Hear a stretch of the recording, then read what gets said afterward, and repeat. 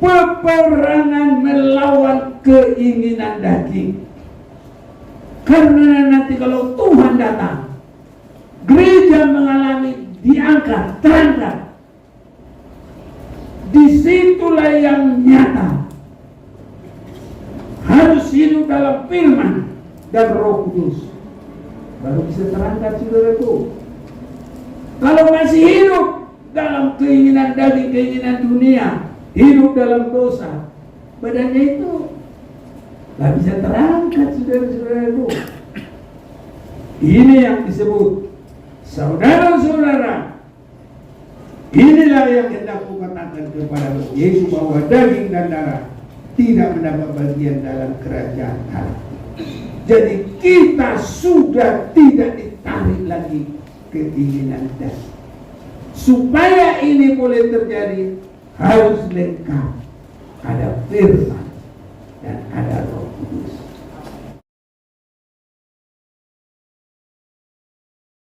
Kita sangat bersyukur kepada Tuhan, kesempatan yang Tuhan berikan bagi kita dalam ibadah kita pagi hari ini. Saudara-saudaraku yang terkasih, saya mau mengajak kita untuk membuka Alkitab kita dari kitab Hakim-Hakim.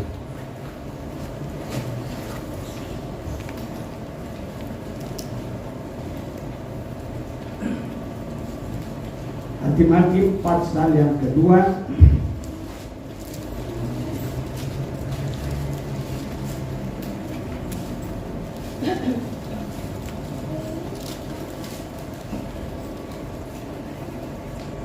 Kita akan membaca mulai ayat yang ke-8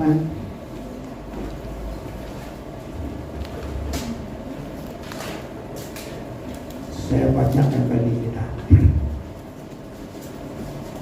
Hakim-Hakim pasal yang kedua.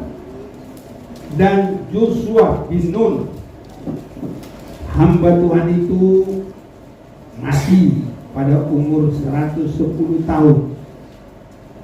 Ia dikuburkan di daerah milik pusakanya di Timnat Heres di pegunungan Efraim di sebelah utara Gunung Gas.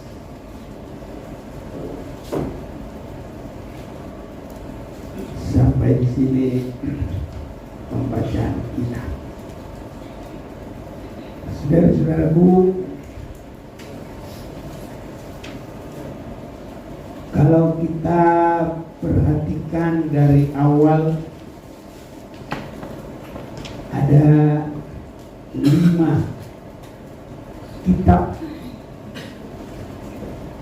yang ditulis oleh Musa. Kejadian, Keluaran, Imamat, Bilangan. Dan ini disebut juga kitab Torah, disebut juga Pentateuch. Dan kalau kita simpulkan,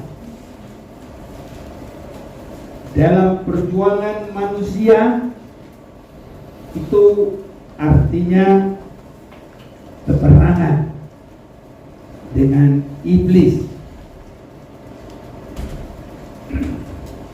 Mengapa demikian? Kalau kita perhatikan mulai dari Adam, Hawa, mereka menghadapi ular, iblis yang masuk dalam ular dan mengalahkan mereka. Namun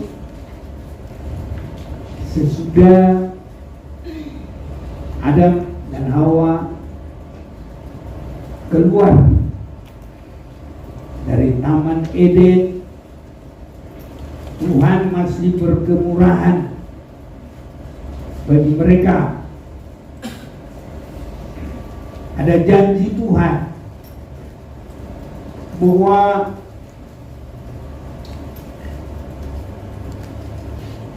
nanti keturunan dari perempuan itu akan meremukkan kepala ular, tetapi ular itu akan memagut tumit anak manusia. Dan nyatanya kalau kita perhatikan itu, maka itu adalah keturunan dari perempuan itu di kemudian hari menuju kepada Yesus. Dan apa yang terjadi, kematian Yesus selama 3 hari tapi dia bangkit lagi, maka itu mengalahkan iblis. Bahkan dalam hal itu lengkap sekali. Iblis dikalahkan, maut dikalahkan, dosa dibayar, dan kunci maut direbut oleh Yesus. Maka itu peperangan dengan setan itu benar-benar adalah pekerjaan Yesus. Mulai dari dia masuk ditetapkan dalam pengadilan untuk dihukum sampai mati tersalib. Jadi bagi kita, kalau menerima Yesus yang sudah mati dan bangkit itu, kita juga mengalami kemenangan. Kita juga tidak dikalahkan lagi oleh iblis. Itu sebabnya sesudah Yesus bangkit, pergilah kamu ke seluruh bumi, beritakanlah Injil kemenangan, usir setan-setan, yang sakit disembuhkan, semua yang percaya diselamatkan. Ini saudara-saudaraku.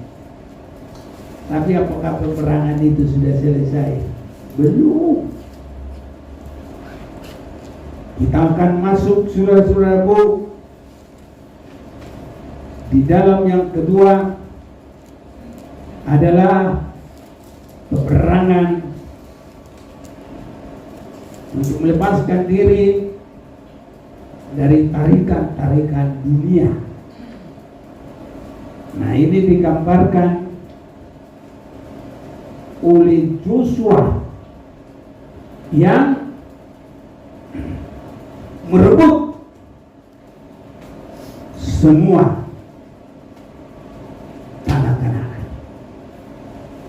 Itu peperangan dengan dunia. Jadi saudara-saudaraku, kita lihat Musa meninggal, dan juga di sini kita lihat Hakim-Hakim 2 tadi ayat 8. Ada banyak, kita akan baca bersama. 1, 2, 3. Dan Joshua bin Nun hamba Tuhan itu mati pada umur 110 tahun. Jadi selesai pekerjaan merebut. Jadi bangsa Israel sudah mengalami kemenangan. Kalau tadi mulai lepas, karena kelepasan juga adalah gambaran dari Yesus sebagai domba Paskah, supaya bangsa Israel mengalami kelepasan dari Mesir. Jadi kalau Adam tadi, ya, anak keturunan perempuan itu menghancurkan kepala ular. Itu juga kemenangan bagi umat Tuhan. Dan yang kedua, kalau bangsa Israel juga ada tadinya di Mesir, mereka oleh kuasa Tuhan, bukan karena kekuatan mereka, bukan perbuatan mereka. Mereka nggak sanggup melawan, mereka tawanan, mereka nggak ada kekuatan. Tetapi dengan tangan yang kuat, tangan Tuhan, dengan bangsa Israel hanya mengambil domba Paskah, maka bangsa Mesir sendiri berkata, keluar kamu semua, keluar kamu semua. Ini saudara-saudaraku. Jadi itu iman kita kepada Yesus, benar-benar kita mengalami diselamatkan. Dan yang kedua, Joshua sudah berperang. Jadi habis tadi Musa, Joshua berperang. Jadi tidak hanya kita ini diselamatkan oleh korban Yesus, harus disambung lagi. Kita tidak boleh diikat oleh segala apapun tarikan dunia ini. Ini perjalanan kita. Sehingga kalau kita lihat susunan Alkitab ini, 5 kitab Musa, peperangan dengan iblis, baru kitab Joshua, itu kita harus mengalahkan, tidak dikalahkan oleh dunia ini. Kalau bangsa Israel tidak sungguh-sungguh pasrah kepada Tuhan, bersekutu dengan Tuhan, mereka coba melawan kota Ai yang kecil, mereka kalah. Jadi artinya kalau tidak sungguh-sungguh berserah kepada Tuhan, peperangan dengan tarikan dunia ini, kita tidak mampu. Orang tidak bisa dikalahkan perkara dunia ini hanya kalau dia sungguh-sungguh pasrah kepada Tuhan. Dan sekarang kita adalah yang ketiga dalam kitab Hakim-Hakim ini yang harus kita perhatikan. Dan ini berat, saudara-saudaraku. Beratnya kenapa? Bangsa Israel itu dari Mesir mengalami kemenangan, masuk di tanah Kanaan mengalami kemenangan. Tetapi sesudah di tanah Kanaan, itulah masa hakim-hakim, mereka mengalami kekalahan, banyak sengsara, banyak hukuman. Bahkan nanti kalau kita lanjut dari hakim-hakim, kalau sudah hakim-hakim apa sih? Iya. Nanti orang yang penghuni Bethlehem saja itu bisa harus pergi, yaitu dipaksa oleh kelaparan harus sampai pergi ke Moab, walaupun tidak beruntung malah mengalami kematian. Itulah hebatnya dalam kitab Hakim-Hakim, itu artinya pengalaman keruntuhan.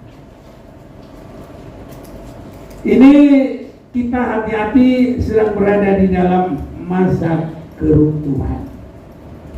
Apa yang kita harus perangi di sini? Tadi peperangan dengan setan, habis itu peperangan dengan dunia, dan yang ketiga ini adalah peperangan melawan keinginan daging. Ini yang membawa keruntuhan. Dan di sini permulaan disebut adanya hakim-hakim. Tidak tidak sekalian nabi, tidak sekalian pemimpin, tapi yang timbul temporer, dan mereka sepertinya, saudaraku, tidak ada yang lama bertahan. Simpson saja yang disebut kuat, ada lagi ketujuh roh Allah, tapi dia juga oleh keinginan dagingnya sendiri, dia akhirnya menjadi tawanan orang Filistin. Tergoda, saudara-saudaraku, dikalahkan oleh seorang wanita. Ini adalah masa-masa sekarang. Keinginan daging. Keinginan daging ini bukan hanya karena kalau wanita, tidak. Menyeluruh. Kalau kita nggak menguasai keinginan untuk tidak marah, nah itu juga keinginan daging. Kalau kita tidak bisa menahan diri, itu keinginan daging juga. Ini sangat luas. Kalau kita tidak bisa melupakan kekurangan orang lain, kalau kita tidak bisa mengampuni, sama, saudaraku, keinginan dagingnya yang masih bercokol. Dan ini roh keruntuhan di akhir zaman. Itu sebabnya dalam hakim-hakim ini, itu mereka runtuh. Tidak ada yang tetap. Ada dua pemimpin yang tetap. Tadi Musa, Joshua, dan habis itu gak ada lagi yang seperti mereka terus sepanjang hidupnya dan selalu menjadi pemimpin bangsa itu. Bahkan kita sudah dengar tadi akhir dari hakim-hakim ini, orang yang kuat juga bisa mengalami kekalahan Simpson. Dan orang yang lama di Bethlehem itu bisa harus cari kemana untuk menyambung kehidupannya. Saudara-saudaraku, sangat kita butuhkan sekarang perpaduan firman Tuhan yang meningkat. Firman di akhir zaman yang menyucikan dan kuasa Roh Kudus. Simpson, dia kuat dalam rohnya Tuhan. Kita bukan mengatakan dia sia-sia, tidak. Tapi kita lihat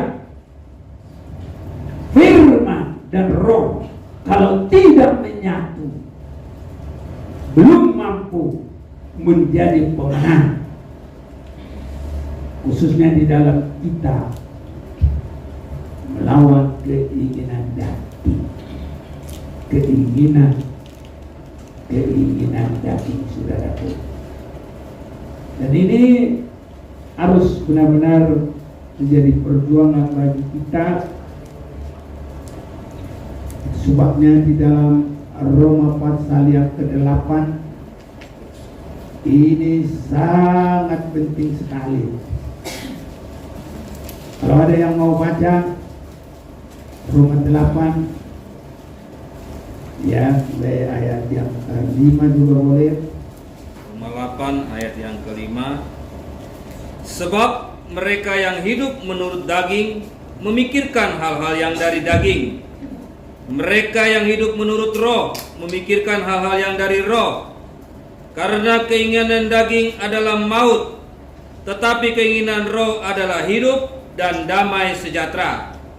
Sebab keinginan daging adalah perseteruan terhadap Allah, karena ia tidak takluk kepada hukum Allah. Hal ini memang tidak mungkin baginya.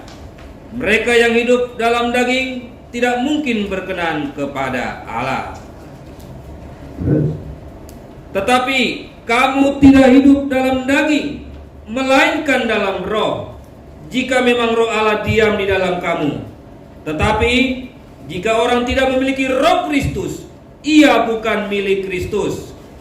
Tetapi jika Kristus ada dalam kamu, maka tubuh memang mati karena dosa, tetapi roh adalah kehidupan oleh karena kebenaran. Dan jika roh Dia yang telah membangkitkan Yesus dari antara orang mati diam di dalam kamu, maka Ia yang telah membangkitkan Kristus Yesus dari antara orang-orang mati akan menghidupkan juga tubuhmu yang fana itu oleh rohnya yang diam di dalam kamu. Jadi saudara-saudara, kita adalah orang berhutang, tetapi bukan kepada daging, supaya hidup menurut daging.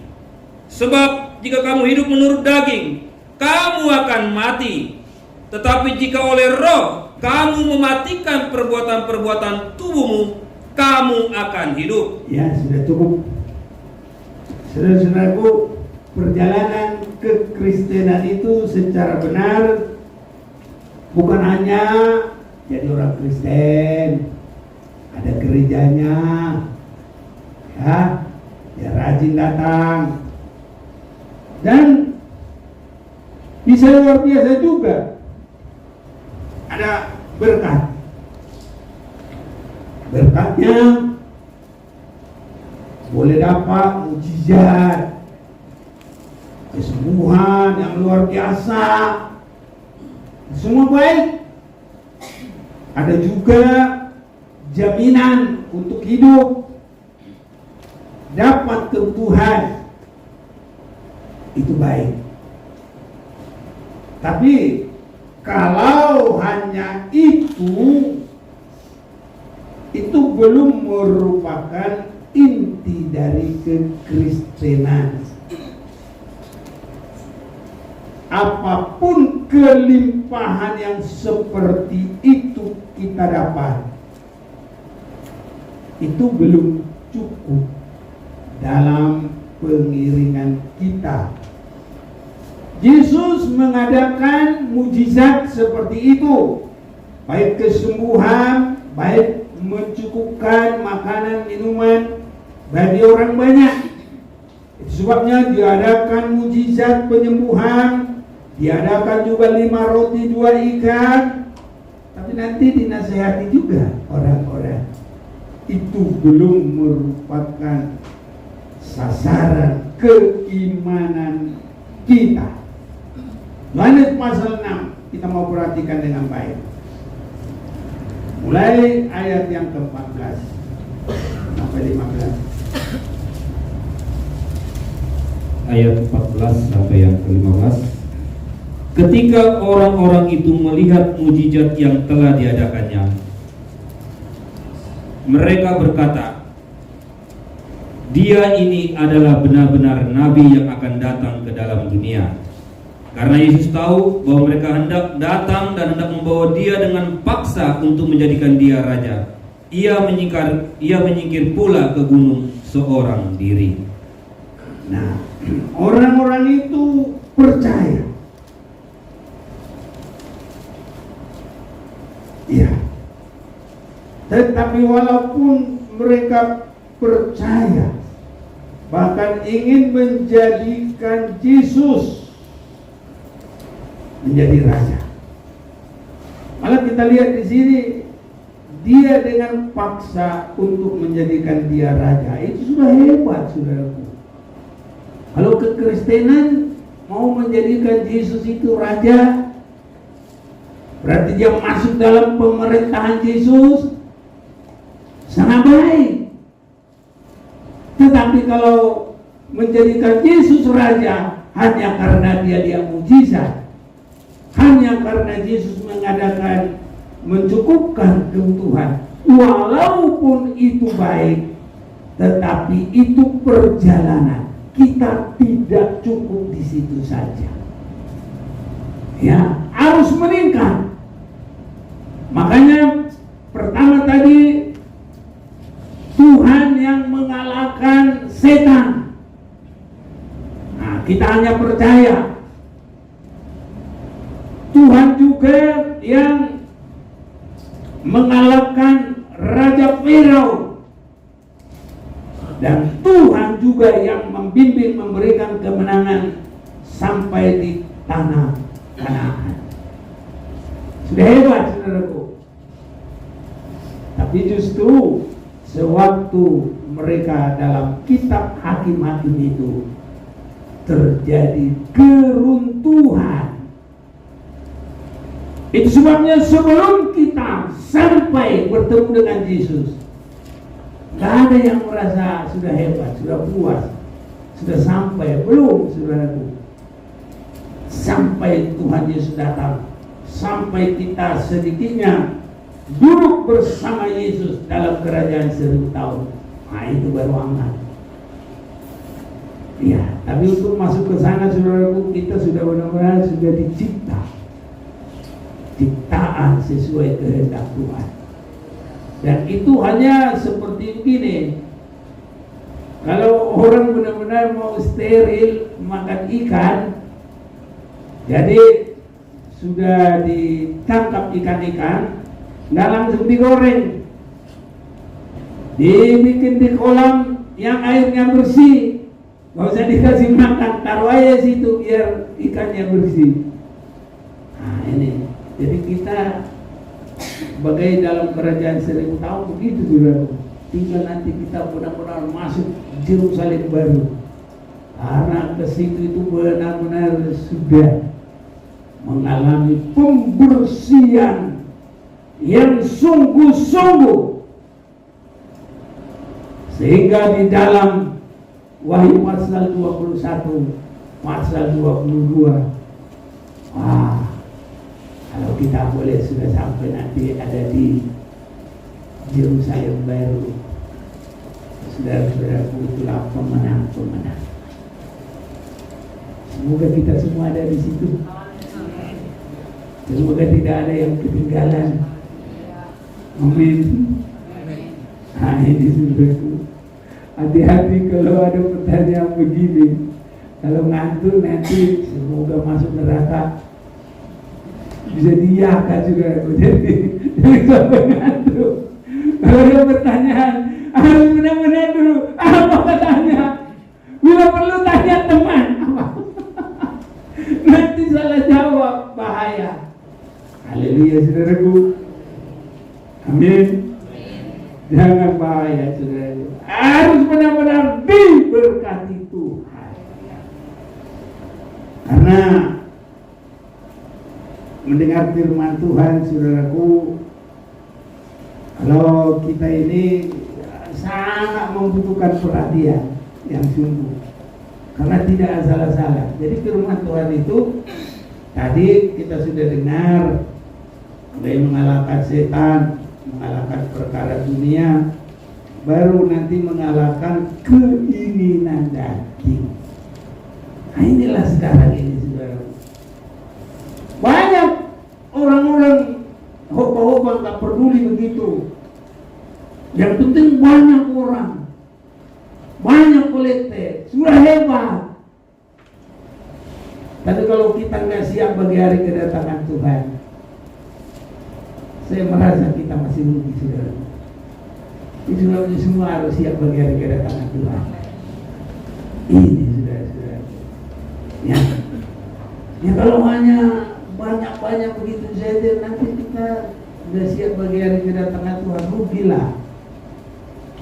Itu sebabnya bagi hari kedatangan Tuhan itu, kalau disebutkan 1 Tesalonika ayat 23, coba baca. 1 Tesalonika 2 5 ayat yang ke-23. Semoga Allah damai sejahtera menguruskan kamu seluruhnya, dan semoga roh jiwa dan tubuhmu terpelihara sempurna dengan tak bercacat pada kedatangan Tuhan Yesus Kristus Tuhan kita. Semoga Allah damai sejahtera. Begitu ya? Ya. Iya. Jadi Allah damai sejahtera itu menguduskan tubuh, roh, Jiwa. jiwa. Harus begitu, saudaraku. Iya. Jadi ini adalah kalau sudah berjuang, saudara-saudaraku, ya, iblis dikalahkan, kita bisa melewati tarikan dunia dan keinginan tubuh itu juga pergumulan kita sekarang harus dimatikan, karena 1 Korintus 15 ayat 50. Ayo. 1 Korintus 15 ayat yang ke-50. Demikian firman Tuhan. Saudara-saudara, inilah yang hendak kukatakan kepadamu, yaitu bahwa daging dan darah tidak mendapat bagian dalam kerajaan Allah, dan bahwa yang binasa tidak mendapat bagian dalam apa yang tidak binasa. Iya. Jadi daging dan darah tidak mendapat bagian dalam kerajaan Allah, dan bahwa yang binasa tidak mendapat bagian dalam apa yang tidak binasa. Daging dan darah, satu melalui kematian, kedua melalui diubahkan. Tetapi yang melalui kematian itu sudah bergumul dulu. Jadi mati sebagai yang dikasihi Tuhan. Ini saudara, bukan daging dan darah lagi. Bagaimana orang mati sebagai yang dikasihi Tuhan? Dia beribadah, dia sudah dikuduskan darah Yesus, dia tidak ada lagi dalam dosa, dia boleh meninggal dunia. Nah, itu mati sebagai kekasih Tuhan. Tapi kalau orang mati sebagai penjahat, sebagai orang yang melakukan dosa, yaitu bukan mati disenangi Tuhan. Itu tidak dikehendaki oleh Tuhan.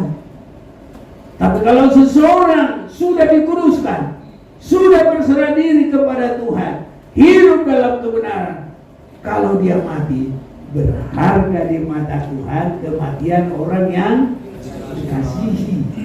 Ini sangat hebat. Kalau dia sempat mati, itu berharga di mata Tuhan. Dan kalau kita sampai kepada kedatangan Tuhan, kita diubahkan. Itu sebagai berkat yang utama. Ini sangat baik. Jadi saudara-saudara, inilah yang hendak kukatakan kepadamu, yaitu bahwa daging dan darah tidak mendapat bagian dalam kerajaan Allah. Semoga kita semua mengerti yang muda-muda ini. Daging dan darah artinya dia belum mengalami penebusan, dia belum mengalami penyucian. Itu sebabnya kalau menerima Yesus harus ada sukacita, karena kita sudah ditebus darah Yesus, dan pengalaman ada sukacita. Yang lama sudah berlalu, yang baru sudah datang. Harus bersukacita dalam Tuhan. Kalau itu ada, saudaraku, saya dulu pengalaman kalau sudah begitu itu maunya cepat hari. Hari apa yang saya senangi? Hari Minggu, supaya kebaktian. Ini saudaraku. Nah, teman-teman, supaya banyak berdoa dipenuhi dengan Roh Kudus. Nah, ini kami sudah dulu sama muda-mudi begitu saudaraku. Saya supir pendeta saat ini, rasanya suaranya mobil itu seperti suara malaikat bernyanyi di hidup saya, di telinga saya. Oh, seperti musik surga. Sukacita saudaraku. Jadi semua harus memiliki sukacita ditebus oleh darah Yesus. Nah itu. Kalau belum ada pengalaman apa-apa, nanti semua ringan, semua enteng. Dulu saking indahnya saya rasa ibadah, saya ajakin muda-mudi, ayo. Pas kebaktian mau menyeberang kali Sunggal, ya kalau pas banjir kayak kita banjir, banjirnya besar sekali. Ada teman saya namanya Acai, pernah dia di Cimone, aku jemput, udah pernah ke rumah. Nah itu orang. Jadi saya ajak ibadah, ayo. Wah aku besok jual toge. Kalau lewat jam 4 tak laku lagi, nanti aku nggak bisa pulang. Saya jamin bisa. Wah aku berani begitu, tapi itu iman itu. Saya jamin bisa. Nah, benar-benar kami begitu mulai pergi, belum naik airnya, masih bisa ya, nyeberang pakai rakit-rakit itu, sepeda semua diseberangkan. Tapi rupanya nggak berhenti hujannya. Wah, pulangnya jam 3 udah meluap begitu. Wah, disinilah namanya kata jamin ini harus bertanggung jawab. Jadi saya bilang bagaimana? Dia udah ketakutan, ngeliat aja. Udahlah, kamu nggak usah takut. Kamu di punggung saya ya, saya gitu. Saya bilang, ya ada. Naiklah dia di punggung saya. Mungkin ada tentara aja. Jauh. Udah berapa puluh meter jadinya dari pinggir ke pinggir. Begitu dia sampai, saya mau ambil sepeda, karena sepeda masih di seberang. Wah, banyak kecapean.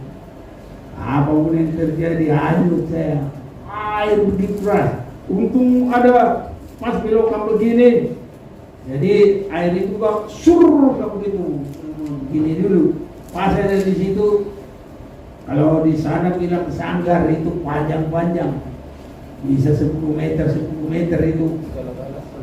Nah, itu bikin sangkar burung, kami bikin di sana. Pegang tangkap, dapat.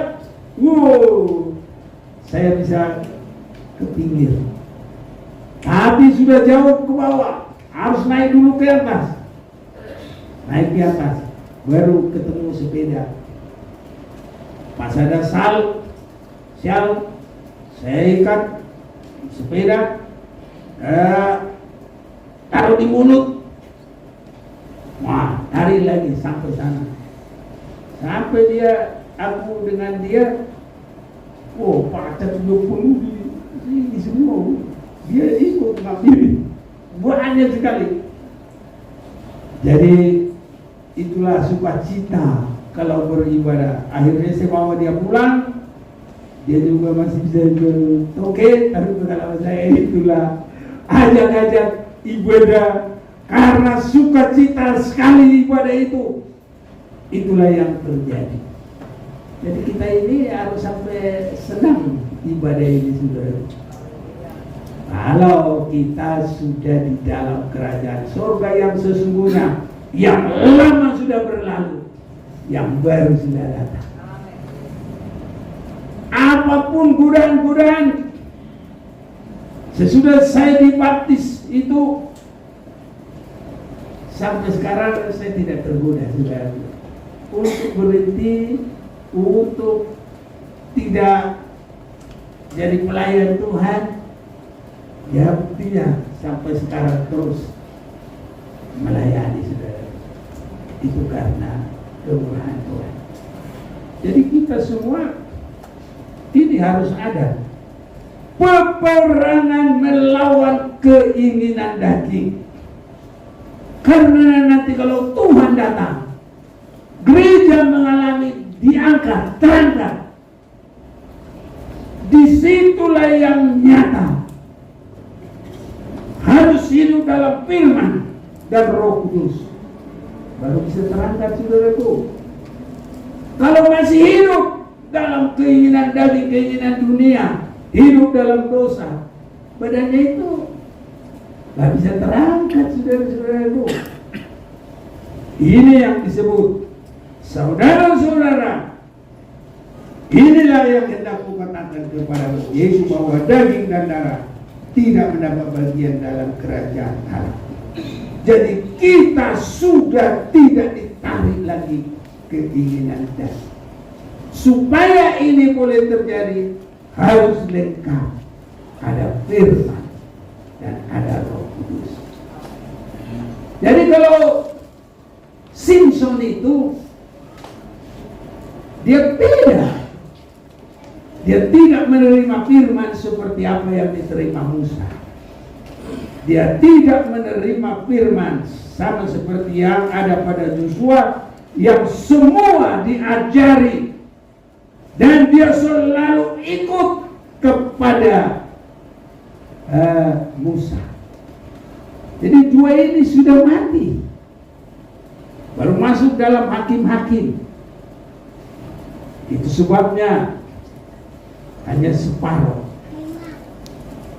Jadi Simpson itu hanya dia ada kuasa Roh Kudus. Walaupun itu hebat, tapi kuasa Roh Kudus harus ada di dalam firman Tuhan. Ini saudara-saudaraku. Ada banyak orang juga dipenuhi dengan Roh Kudus katanya, tapi langkahnya tidak sesuai firman. Kira-kira bagus apa enggak? Sesuai apa enggak? Nah, dipenuhi dengan Roh Kudus, tapi perbuatannya tidak sesuai dengan firman. Jadi makanya kita, saudara-saudaraku, ibadah terus dengan firman. Haleluya. Amin. Berdoa terus supaya dipenuhi dengan Roh Kudus. Amin. Nah, jadi kita ini, kalau Raja Wali, sayapnya ada kiri, ada kanan. Sayap kiri, sayap kanan harus sama-sama kuat. Baru kita bisa terangkat. Ini saudara-saudaraku. Jadi taruhlah firman sebelah kiri, Roh Kudus sebelah kanan. Oh, kita naik ke surga. Ada nyanyian, ku terbang ke surga. Siapa yang tahu lagi? Oleh kuasa Roh Kudus, ku terbang. Kalau sangka kalah berbudi, ya, iya. Jadi begitu, saudaraku. Jadi setiap ibadah, mari kita ikuti firman Tuhan. Dan jangan kita berhenti berdoa, saudaraku. Harus terus merindu dipenuhi dengan Roh Kudus. Ini Tuhan sudah segera datang. Itu jangan hanya omong. Kalau kita tidak penuh dengan firman dan Roh Kudus, Tuhan datang bukan berkat bagi kita. Itu justru akan membawa kerugian. Mari kita baca dulu di dalam Perjanjian Lama.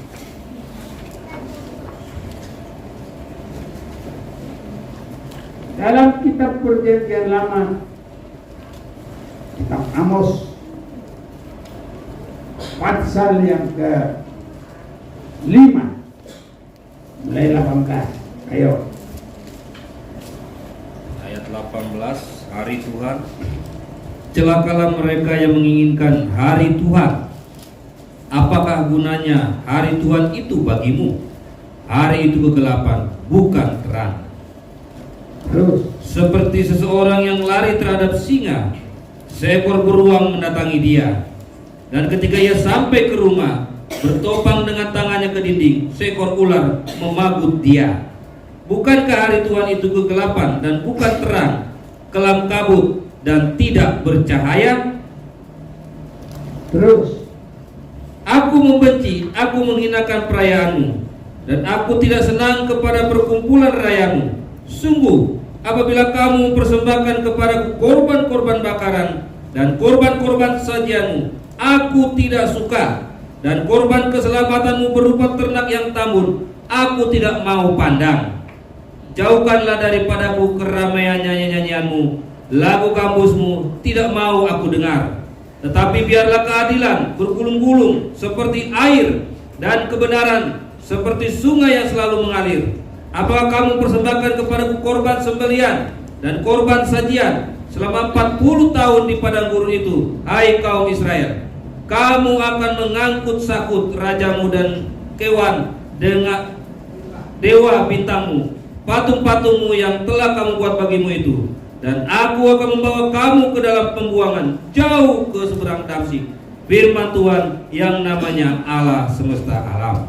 jadi saudara-saudaraku, biar Tuhan tolong kita. Semua dulu kita membaca ayat 24. 1, 2, 3. Tetapi biarlah keadilan bergulung-gulung seperti air, dan kebenaran seperti sungai yang selalu mengalir. Ini harus sampai ada di dalam ibadah kita. Bagaimana ini saudaraku? Kita harus bisa seperti perempuan Kanani. Matius pasal yang ke-15, tapi tidak sempat kita baca sekarang. Harus teguh untuk beribadah. Apapun tantangannya, jangan mundur. Amin. Ya. Di dalam tantangan beribadah itu banyak hal, saudara. Ada kalanya waktu, ada kalanya sesama orang yang sudah di dalam Yesus. Jadi kalau kita lihat perempuan Kanani itu, kalau perempuan ini datang, kita baca aja lah, ya, biar jangan salah-salah. Matius pasal 15.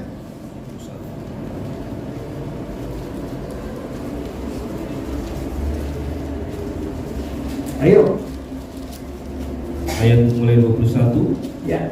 Lalu Yesus pergi dari situ dan menyingkir ke daerah Tirus dan Sidon.